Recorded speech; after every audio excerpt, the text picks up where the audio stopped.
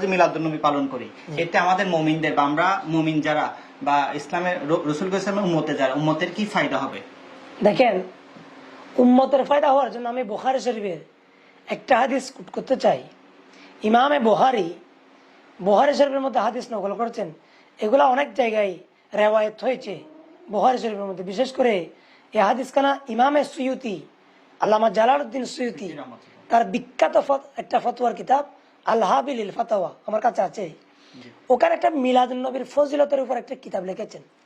কিতাবের নাম হচ্ছে হুসনুল মাকসাদ ফি আমালিল মৌলিদ। ওই কিতাবের মধ্যে ইমাম সুয়ুতিকে, উনার ইন্তেকাল হচ্ছে 911 হিজরি। দেখেন, আজকের ওয়াহাবি নয়, আজকের বাতিল ফেরকা নয়, সুয়ুতির জমানায় উনাকে প্রশ্ন করা হয়েছিল, হুজুর মিলাদুন নবীর অস্তিত্ব কোরআন হাদিসে আছে কিনা এবং এটা জায়েজ কিনা, এটাকে নিয়ে কেন্দ্র করে যা যা কাজ করা হয় এটার অস্তিত্ব ইসলামে সাপোর্ট করে কিনা। উনি যে আপনি প্রশ্ন করেছেন যে মিলাদুন নবী পালন করলে ফজিলত কি, তখন বুখারী শরীফের মধ্যে একটা হাদিস নকল করেছেন যে আপনারা জানেন এই একজন কাফের আছেন, ওনার নাম হচ্ছে আবুল আহাব। আবুল আহাব যে কাফের, এখানে কোনো সন্দেহ নেই, এটা নফসে কতিঈ যে আল্লাহ সূরা লাহাব প্রমাণ করেছেন, তাব্বাত ইয়াদা আবি লাহাব ওয়া তাব, যে আবুল আহাবের হাত ধ্বংস হোক, কি মানে উনি জাহান্নাম। এরপরে বলেছেন সায়াসলা নারান যাত লাহাব, যে অচিরে সে জাহান্নামের নিকৃষ্ট স্থানে দাখিল হবে। তার মানে উনি যে জাহান্নামী, এখানে কোনো সন্দেহ নেই। কিন্তু ইমামে বুখারী, উনি ইমামুল মুহাদ্দিসিন, উনি হাদিস নকল করছেন যে উনি বলছেন যে আবুল আহাবের একজন দাসী ছিল সুয়াইবা। তো সুয়াইবা, আমাদের নবী যখন দুনিয়ার জমিনে তশরিফ এনেছেন, তখন আবুল আহাবের যে বান্দি ছিল, দাসী ছিল সুয়াইবা, সর্বপ্রথম আমাদের নবীর কাছে গিয়ে বলছেন যে আপনার ভাতিজা হয়েছেন আবুল আহাবের কাছে। উনাকে যখন বললেন, উনি হাতের আঙ্গুলের ইশারায় উনাকে বললেন যে আমার যখন ভাতিজা হয়েছে, যে যাও তুমি এই সংবাদটা আমাকে সর্বপ্রথম তুমিই দিয়েছ আমাকে। কারণ রাসূল পাক আসছেন সুবহে সাদিকের সময়, তখন একটা ঘুমের অবস্থা। ওই মুহূর্তের মধ্যে যখন উনাকে কথা বলছেন, তখন উনি ইশারা করে বললেন যে তুমি আজকে আজাদ, যাও।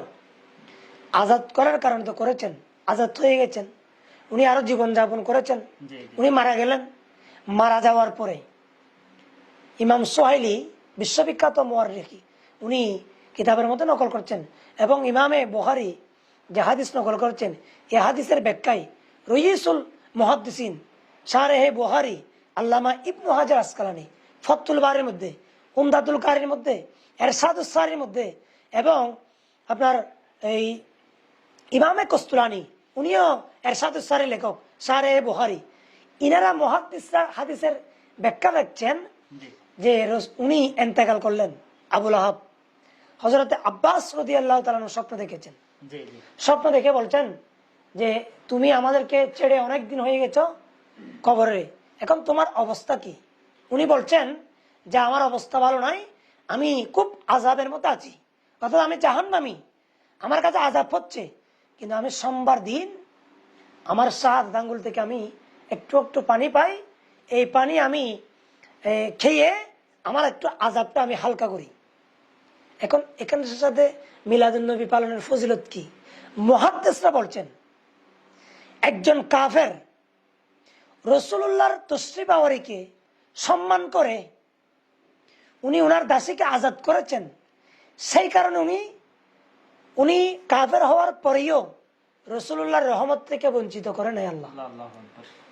এখন আমরা ইমানদার, লা ইলাহা ইল্লাল্লাহ মুহাম্মদ রাসূলুল্লাহ কলমা পড়েছি, রাসূলুল্লাহর ইত্তেবা করছি, আমরা রাসূলুল্লাহ পাকের গোলামি করছি, আমরা সুন্নি মুসলমান। এখন আমাদের হাল কিরকম হবে? যেই হাদিস কানা আমি আপনাদেরকে কোট করেছি বুখারী শরীফের মধ্যে, যে 5101 নম্বর হাদিসে পাক, যে ইমামে বুখারী বলছেন এই হাদিস, যে মিলাদুন নবী পালন করার কারণে উনি জাহান্নামী হওয়ার পরেও উনি আপনার সোমবার দিন ওনার আযাব হালকা হচ্ছে। তো এখানে মুহাদ্দিসগণ বলছেন যে আর যারা ইমানদার, যারা রাসূলের মিলাদ পালন করবে, এটা হালাকে, এটা আল্লাহর কথাকে মান্য করা, নিয়ামতকে শুকরিয়া করা, আল্লাহ তো বলে দিয়েছেন যে আমার নিয়ামতের যদি কৃতজ্ঞতা প্রকাশ করো তোমাদের কারো বাড়িয়ে দিবে। আল্লাহ তুমি কি বাড়াবে? ওই রসুল্লাহর সাথে তোমাদেরকে জান্নাতের মধ্যে দাখিল করব।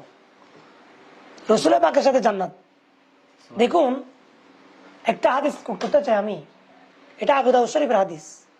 রসুলের পাক সাল্লাল্লাহু আলাইহি ওয়াসাল্লাম একদিন মসজিদে নববী শরীফ থেকে বের হয়ে কোথাও যাচ্ছেন, তখন সাহাবা ইকরাম একসাথে বসে এখানে আলোচনা করছেন। রসুল বললেন, এ সাহাবা ইকরাম, তোমরা এখানে কেন মজলিস করেছো? তখন সাহাবা ইকরাম বললেন, ইয়া রাসূলুল্লাহ, আমরা বসেছি, আল্লাহ শুকরিয়া আদায় করেছি এবং আপনার মাধ্যমে যে আমাদেরকে হেদায়েত দিয়েছেন, ওয়ামান্না আলাইনা বিকা, হাদিসে পাকের ইবারত, মান্না মানে এহসান করেছেন, আলাইনা আমাদের উপর, বিকা মানে আপনার মাধ্যমে, আপনার মাধ্যমে আল্লাহ সুবহানাহু ওয়া তাআলা আমাদেরকে এহসান করেছেন। তখন সাহাবা ইকরামকে রাসূল বললেন, এ সাহাবী, তোমরা কি একথা ব্যক্ত কণ্ঠে বলছো? সাহাবা ইকরাম বলছেন, হ্যাঁ ওয়াল্লাহি, আল্লাহর শপথ করে বলছি ইয়া রাসূলুল্লাহ, আমরা এই কারণে বসেছি।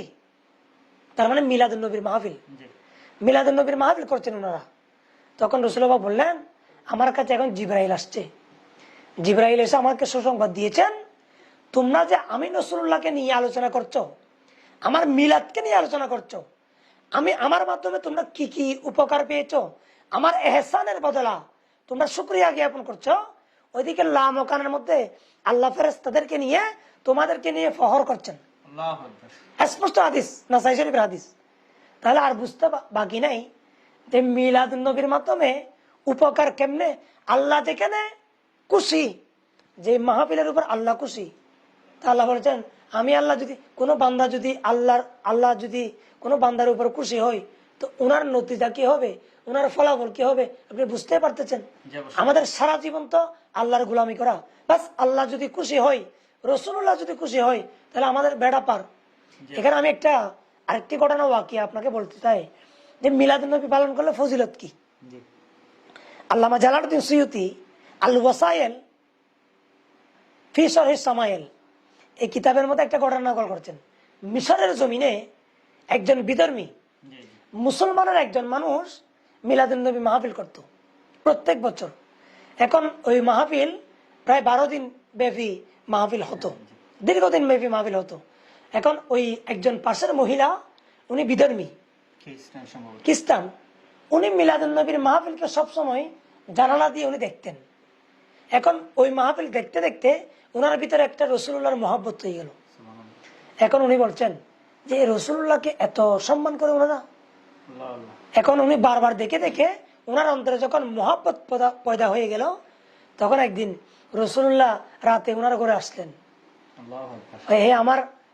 তুমি আমার উম্মত, উম্মত তো দুই প্রকার, এটা উম্মতের দাওয়াত, এটা হচ্ছে উম্মতে এজাবা।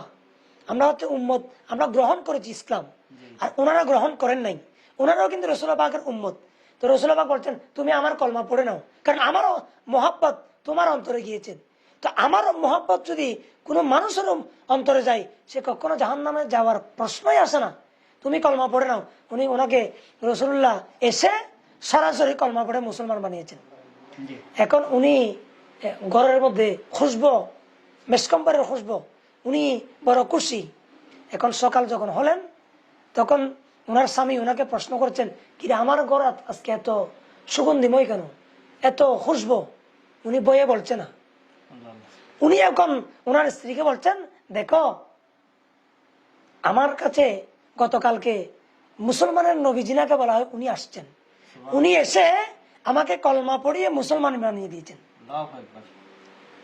এখন ওই মহিলা যখন বললেন, উনি তো আরো খুশিতে আত্মহারা যে আমি কলমা পড়েছি, আমাকে রাসূল কলমা পড়িয়েছেন, ঠিক সেম সেই রাতে আমার স্বামীকে কলমা পড়েছেন। এখন ওনাকে কেন কলমা পড়ে না? কারণ উনি হচ্ছে মুসলমান হয়ে গেছেন। তো ওনার স্বামী তার জাহান্নামে গেলে বা ওনার সাথে সংসার করলে, এটা যে ইখতিলাফুল ইসলাম হলে এটা আর সংসার হয় না। সে কারণে রাসূলুল্লাহ স্ত্রীকে কলমা পড়িয়েছেন, আর স্ত্রী মিলাদুন নবীকে সম্মান করেছেন, মহব্বত করেছেন। ওই সুবাদে স্ত্রীর কারণে ওনার স্বামীকে কলমা পড়ে মুসলমান বানিয়ে দিয়েছেন। আল্লামা জালালউদ্দিন সুয়ুতি কিতাবের মধ্যে নকল করছেন। সুতরাং একথা তারা স্পষ্ট যে মিলাদুন নবী করলে ফজিলত কি। জি অবশ্যই।